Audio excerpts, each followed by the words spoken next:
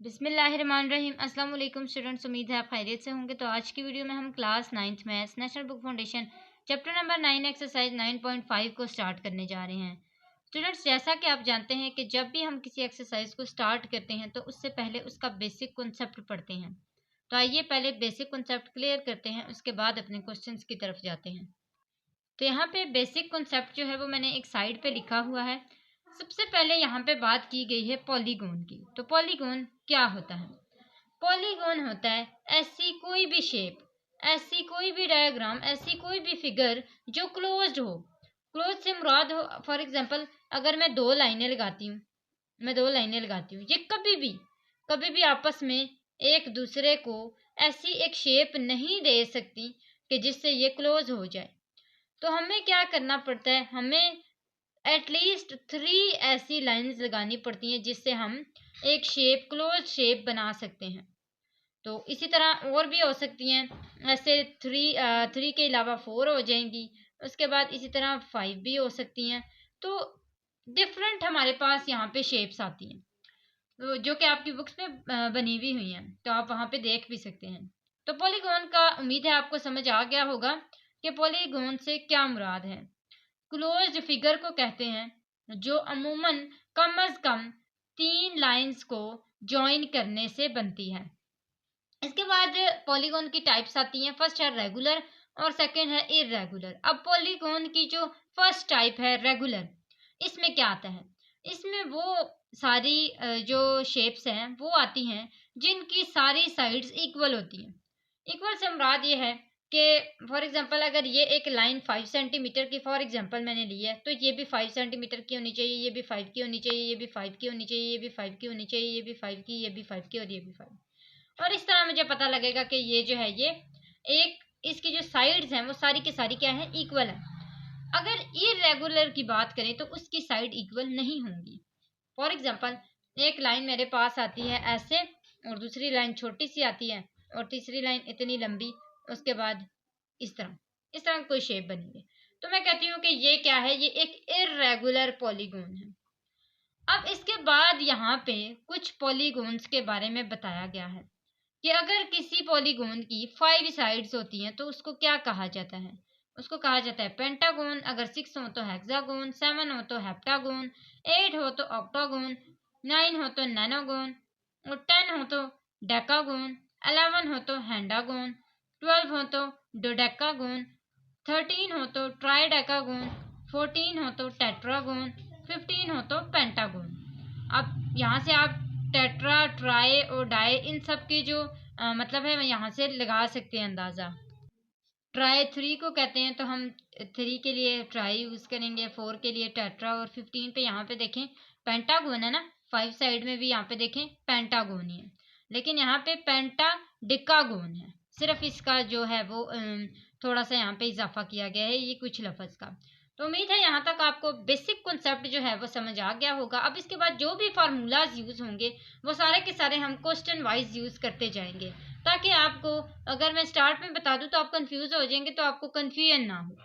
तो आइए question number 1 की तरफ चलते हैं। और क्वेश्चन नंबर 1 की तरफ जाने से पहले मैं आपको ये भी बताऊंगी कि अगर आप हमारे चैनल पर न्यू हैं तो सब्सक्राइब करें, वीडियो अच्छी लगे तो लाइक ज़रूर किया करें। तो क्वेश्चन नंबर 1 में देखते हैं हमारे पास क्या है। क्वेश्चन नंबर 1 में कहा गया है कि find the number of sides, number of sides को फाइंड करें ऑफ रेगुलर पॉलीगॉन। अब हमें पता है कि रेगुलर पॉलीगॉन कौन से होते हैं। If each of its exterior angle is, अगर उसके बारों बार एंगल इतने हों। अब फॉलोइंग हमें क्वेश्चंस दिए गए हैं, मैं वो यहाँ पे लिख के दिखाती हूँ। तो इसके हवाले से यहाँ पे हमें 4 पार्ट्स दिए गए हैं, 45 डिग्री, 60 डिग्री, 120 डिग्री और 40 डिग्री। ये सारे के सारे किस चीज़ के एंगल हैं? एक्सटीरियर एंगल हैं, ठीक है, और रेगुलर पॉलीगॉन के एंगल हैं। तो इसके लिए आपने यहाँ पे एक फार्मूला यूज़ करना है। फार्मूला क्या है? फार्मूला आपने नंबर ऑफ साइड्स को फाइंड करना है, जिसको हम कहते हैं कि ये क्या है? एन है। नंबर ऑफ साइड्स को हम लेट करते हैं कि क्या है? ये एन है। एन को आपने फाइंड करना है। थीटा आपको दिया गया है, जैसे यहाँ पे आपको दिया गया है 45 डिग्री। अब इसका ये जो फार्मूला यूज होगा वो कुछ इसी से रिलेटेड है कि यहाँ पे आपके पास आएगा n is equal to 360 degree divided by theta. अब एन भी आपके पास फाइंड करना होगा, थीटा आपके पास होगा, वो यहाँ पे प्रेजेंट है, आपने इसको इसके अंदर पुट कर देना है। तो हमारे पास एन नहीं है, मैं एज इट इज लिख लूंगी एन। 360 डिग्री यहाँ पे एज इट इज आ जाएगा। तो 360 डिग्री जब हम यहाँ पे लिखेंगे और इसको डिवाइड करेंगे थीटा के साथ यानी कि 45 डिग्री के साथ, तो देखते हैं हमारे पास एन का आंसर क्या आता है। तो हमारे पास आंसर आया इसको कैलकुलेट करने से 8। अभी जो 8 आंसर आया ना, यही actually number of sides of regular polygon. Same इसी तरह यही फॉर्मूला आपने यूज करना है सबके लिए। तो 60 है, 60 को पुट करते हैं, यहाँ पे आ जाएगा n is equal to 360 divided by 60। तो यहाँ पे 360 डिवाइडेड बाई 60 करेंगे तो हमारे पास 0 0 कट जाएगा, और 6 1 टाइम 6 6 6 टाइम 36। तो n इज इक्वल टू कितनी साइड्स आ जाएंगी, 6 साइड्स। इसी तरह मजीद 120 है, तो यहाँ पे लिख लेते हैं n is equal to 120 divided by 360 divided by 120। 0 0 cancel हो गए, 3 4 टाइम 12, 3 12 टाइम 36। इसी तरह 4 1 टाइम 4, 4 3 टाइम 12। तो ये हमारे पास आ गया n is equal to 3 sides. ऐसा ही है। अब इसके फोर्थ पार्ट को यानी कि डी पार्ट को करते हैं। तो यहाँ पे हमारे पास आ जाएगा n is equal to 360 divided by 40। 0 0 से कैंसिल हो गया। इसी तरह 2 2 टाइम 4 और 2 18 टाइम 36। 2 1 time 2 2 9 time 18। तो हमारे पास n का आंसर क्या आया, 9। तो कितने साइड्स हैं इसकी, 9 साइड्स हैं। अब इस तरह एक्सटीरियर एंगल्स के होते हुए हमने number of sides of regular polygon को फाइंड किया है। तो यहाँ पे क्वेश्चन नंबर 1 हमारा कंप्लीट होता है। क्वेश्चन नंबर 2 की तरफ आते हैं। तो क्वेश्चन नंबर 2 में हमें कहा गया है कि ड्रॉ अ रेगुलर पेंटागन। अब पेंटागन के बारे में हमने पहले पढ़ा, हमने बेसिक कॉन्सेप्ट किए थे ना क्लियर। उसमें हमने क्या कहा था कि जो 5 साइड्स होती हैं, जिसकी साइड्स 5 होती हैं, उसको क्या कहा जाता है, पेंटागन कहा जाता है। Whose in exterior angles are, अगर उसके एक्सटीरियर एंगल क्या हों, PQRST, and each interior angle is K, और हर इंटीरियर एंगल K हो। तो what is the measure of each exterior angle and each interior angle. तो यहाँ पे हमने दो चीज़ों को फाइंड करना है, इंटीरियर और एक्सटीरियर को। हमें एक्सटीरियर के एंगल्स दिए गए हैं PQRST, और यहाँ पे हमें इसी तरह इंटीरियर के दिए गए हैं K, और हमने बनानी क्या है, पेंटागन। तो यहाँ पे मैंने दोनों पार्ट्स लिख लिए हैं, इंटीरियर एंगल और एक्सटीरियर एंगल के लिए जो हम फॉर्मूला यूज़ करेंगे वो भी मैं यहाँ पे लिखूंगी, और साथ ही साथ यानी कि नंबर ऑफ साइड्स, जैसे मैंने आपको बताया था क्या हमने बनाना है, पेंटागन। तो हम यहाँ पे लिखेंगे कि नंबर ऑफ साइड्स कितनी है उसकी, पेंटागन की 5। तो हमारे पास n क्या है, 5 है। और इंटीरियर एंगल के लिए जो फॉर्मूला हम यूज़ करते हैं वो मैं यहाँ पे लिख रही हूँ कि n-2 multiply by 180 divided by n। इसको मज़ीद हम सॉल्व करेंगे। इसी तरह एक्सटीरियर के एंगल के लिए अभी हमने फार्मूला यूज़ किया था 360 डिवाइडेड बाय n, वही फार्मूला यूज़ होगा। तो 360 डिवाइडेड बाय थीटा जो था वो हमने पहले यूज़ किया था, और यानी कि जब थीटा हमारे पास इधर आ जाएगा ना, मैं आपको थोड़ा सा इसका क्लैरिफाई कर देती हूँ कि अगर हमारे पास हमने पहले यूज़ किया था n is equal to 360 divided by theta, ये यूज़ किया था ना। अब जब ये थीटा उधर जाएगा तो ये मल्टीप्लाई हो जाएगा, n इधर आके क्या हो जाएगा, डिवाइड हो जाएगा। तो इस तरह हमारे पास आ जाएगा theta is equal to 360 divided by n, क्योंकि हम यहाँ पे एंगल फाइंड करने जा रहे हैं। तो ये चीज़ आपने ज़हन में रखनी है। तो ये फार्मूला उसी तरह ही है, बस यहाँ पे थोड़ी सी चेंजिंग हुई है, वो मैंने आपको बता दी। बाकी जो इंटीरियर एंगल के लिए हमने फार्मूला यूज़ करना है वो ये वाला है, और इसको हम यहाँ पे जो n है हमारे पास 5 है उसकी पुटिंग करेंगे। तो यहाँ पे क्या आ जाएगा, n की जगह 5 - 2 मल्टीप्लाई बाय 180। 5 में से 2 निकालेंगे, इसको ब्रैकेट में ही फिलहाल रहने देंगे। n हमारे पास क्या है, 5 है। मजीद इसको सॉल्व करते हैं तो 5 - 2 is equal to 3 multiply by 180 divided by 5 हो जाएगा। अब हम 180 को मल्टीप्लाई करेंगे 3 के साथ और डिवाइड करेंगे 5 के साथ, तो हमारे पास आंसर क्या आ जाएगा, 108 डिग्री। अब यहाँ तक हमारे पास जो इंटीरियर एंगल का आंसर है वो आ चुका है। अब इसके बाद हम किसका आंसर निकालेंगे, एक्सटीरियर एंगल का। तो उसके लिए हमें क्या करना पड़ेगा, यहाँ पे 360 डिवाइडेड बाय n है, तो ये आ जाएगा 360 डिवाइडेड बाय n, हमारे पास क्या है 5, और जब हम इनको डिवाइड करेंगे तो आंसर आएगा 72 डिग्री। अब ये दोनों यहाँ पे देखिए हमारे पास आ चुके हैं। तो हमने एक रेगुलर पेंटागोन बनानी है। तो इससे इस क्वेश्चन को सॉल्व करने से हमारी एक रेगुलर पेंटागोन तैयार हो चुकी है, और हम कह सकते हैं कि ये हमारे पास कुछ इस तरह की बनी है। यहाँ पे अगर हम कहें ना कि ये हमारे पास 120 डिग्री है, ठीक है। ये हमारे पास दो आंसर आए थे, एक 108 और एक 72। हम कहते हैं कि ये हमारे पास 108 डिग्री है और ये हमारे पास 72 डिग्री है, ठीक है। तो इस तरह जब हम ये वाला इसके साथ ज्वाइन कर लेते हैं तो हम कहते हैं कि 180 को जब हम माइनस करते हैं, ये पूरी एक जो डी होती है वो 180 डिग्री की होती है ना। जब 180 को हम माइनस करेंगे ना 108 से, तो हमारे पास आंसर 72 ही आएगा। तो हम कहेंगे कि ये हमारे पास 72 डिग्री है, और इस तरह हमारा आंसर जो है वो कंप्लीट सॉल्व हो सकता है। अब इसके बाद या क्लैरिफाई होता है। तो उसके बाद हम करते हैं क्वेश्चन नंबर 3 को, या ऐसे करते हैं हम पहले इसकी जो एक पेंटागोन हमने बनाना है पहले वो बना लेते हैं। तो इस तरह जो है वो हमारा क्वेश्चन जो है वो ठीक रहेगा। अगर आपको पेंटागोन बनाने के लिए दी जाए ना, आपने तभी बनानी है, नहीं अगर आपको दिया जाता तो आपको पेंटागोन बनाने की ज़रूरत नहीं है, ठीक है। अगर आपको यहाँ पे ड्रॉ लिख के दिया जाए फिर आपने उसको बनाना है। तो ये भी कुछ ज़्यादा मुश्किल नहीं है। आपने क्या करना है, यहाँ पे आपके पास क्या दिया गया है कि एक्सटीरियर एंगल्स आपके P Q R S T हैं, और ये जो एक्सटीरियर एंगल हैं ये हमने फाइंड कर लिए थे। ये हमारे क्या है 72 डिग्री है। हमने सबके लिए सबसे पहले हमने एक यहाँ पे लाइन ड्रॉ कर लेनी है। मैं यहाँ पे एक छोटा सा जो है वो पेंटागोन बना लेती हूँ। ये मेरे पास एक लाइन है, इस पे सबसे पहले मैंने 72 डिग्री की लाइन लगानी है। तो 72 डिग्री की जो लाइन होगी ना वो हमारे पास कुछ इस तरह की बनेगी। यहाँ पे हम इस तरह की लाइन लगाएंगे। अब जब मज़ीद हम इसको ऐसे करते जाएंगे तो फिर इसी तरह की लाइन लगेगी। 5 साइड्स हमने बनानी है, 3 हो गई। अब इसके ऊपर यहाँ पे रख के हम एक लाइन लगाएंगे सेम इसी तरह, तो ये हमारे पास बन जाएगी 1 2 3 4 बन गई। और मज़ीद हम एक लाइन लगाएंगे तो ये हमारे पास इस तरह की लाइन बन जाएगी ऐसे। तो ये सारे जो हैं वो एंगल 72 डिग्री के ही हैं।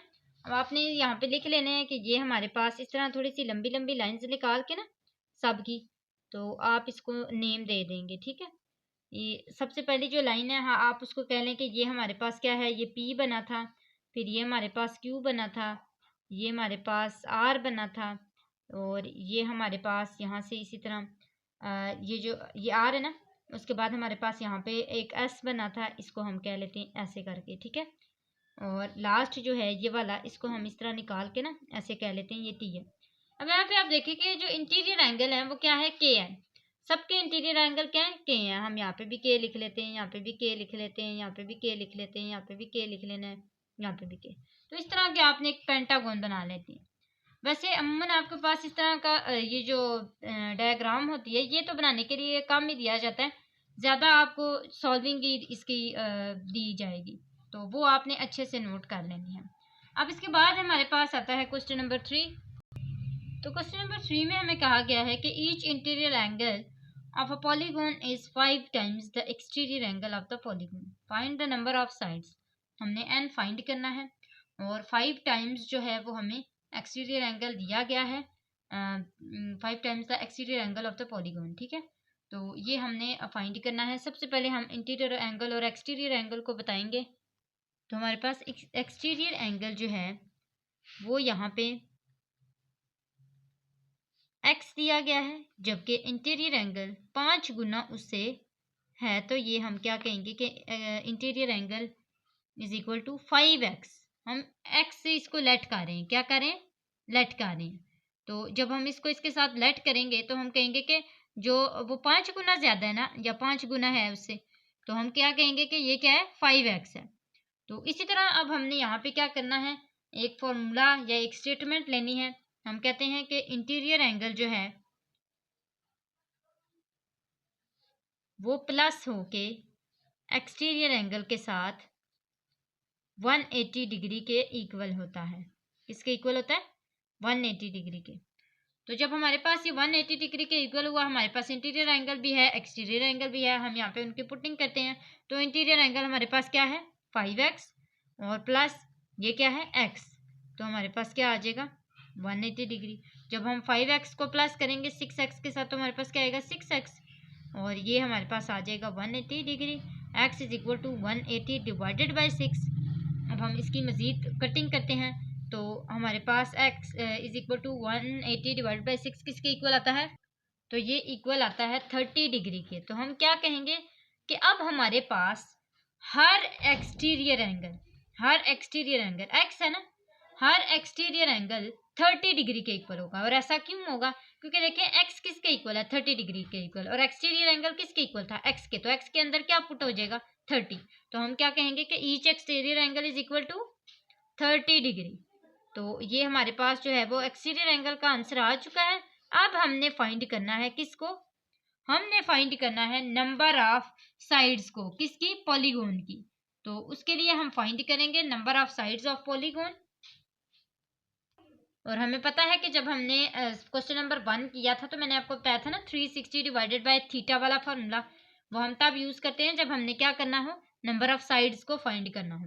तो वही हम यहाँ पे लिखेंगे 360 डिवाइडेड बाय 30, क्योंकि हमारे पास एक्सटीरियर एंगल क्या है 30, तो 0 0 से कैंसिल हो जाएगा। और इसी तरह 3 1 टाइम 3 3 12 टाइम 36, 3 1 टाइम 3 और 3 2 टाइम 6, तो हमारे पास कितनी साइड्स आ गई 12 साइड्स। अब यहाँ पे देखें कि हमारे पास साइड्स भी आ चुकी हैं। और इस तरह हमारा क्वेश्चन नंबर 3 कंप्लीट हुआ। तो यहाँ पे आप क्वेश्चन नंबर 3 का रिव्यू भी देख सकते हैं। क्वेश्चन नंबर 4 की तरफ आते हैं। तो यहाँ पे हमने करना ये है कि find the minimum interior angles, minimum interior angles को फाइंड करना है और मैक्सिमम एक्सटीरियर एंगल्स को फाइंड करना है possible in are regular polygon, जो कि एक रेगुलर पॉलीगॉन में पॉसिबल हो सकती हैं। Give reasons to support your answer, और हमें रीज़न भी दें अपने आंसर को सपोर्ट करने के लिए। तो सबसे पहले तो हम यहाँ पे 180 को डिवाइड करेंगे 3 के साथ, और 3 के साथ जब हम इसको डिवाइड करेंगे तो हमारे पास आंसर आएगा 60। और 60 डिग्री हमें पता है कि 180 जो है ना ये पूरा ये 180 होता है, ऐसे ही है ना। अब 180 को जब हम 3 से डिवाइड करते हैं तो हमारे पास आंसर क्या आता है 60, यानी कि हमारे पास 3 एंगल्स यहाँ पे बनते हैं। और उसके जो हमारे पास एक मिनिमम इंटीरियर एंगल होते हैं वो कितने बन जाते हैं 60। तो हम यहाँ पे कह सकते हैं कि मिनिमम इंटीरियर एंगल ऑफ, सिर्फ मैं इंटीरियर एंगल लिख लेती हूँ, आपको आगे पता है कि एक रेगुलर पॉलीगॉन की बात हो रही है, तो वो किसके इक्वल है 60 डिग्री के इक्वल। और अगर हम मैक्सिमम की बात करें तो मैक्सिमम इंटीरियर एंगल जो हैं वो इक्वल होते हैं, मैक्सिमम एक्सटीरियर एंगल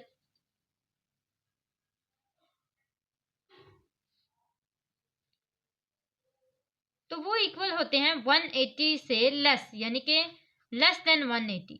ठीक है, तो अब ये 2 पॉइंट्स हमारे पास आ चुके हैं। सॉरी, इंटीरियर एंगल, हम इंटीरियर एंगल की बात कर रहे थे, तो हमारे पास दोनों इंटीरियर एंगल्स जो हैं वो आ चुके हैं। अब हमने इसके लिए करना ये है कि यहाँ पे हमने रीज़न देना है क्यों ऐसा हुआ, तो वो मैं यहाँ पे आपको एक दफ़ा लिख के देती हूँ, फिर हम इसको समझते हैं।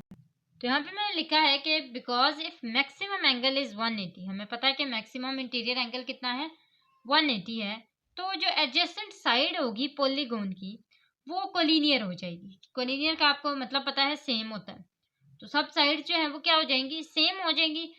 इसी वजह से एंगल को हमेशा 180 से लेस रखना पड़ता है। बात समझ आई? तो यहाँ तक हमारे पास इंटीरियर एंगल वाला कॉन्सेप्ट खत्म होता है। एक्सटीरियर एंगल को देखते हैं। तो जैसे हमने इंटीरियर एंगल के लिए 180 यूज़ किया था, हम लोग एक्सटीरियर एंगल के लिए 360 यूज़ करेंगे तो हमारे पास आंसर आ जाएगा 120।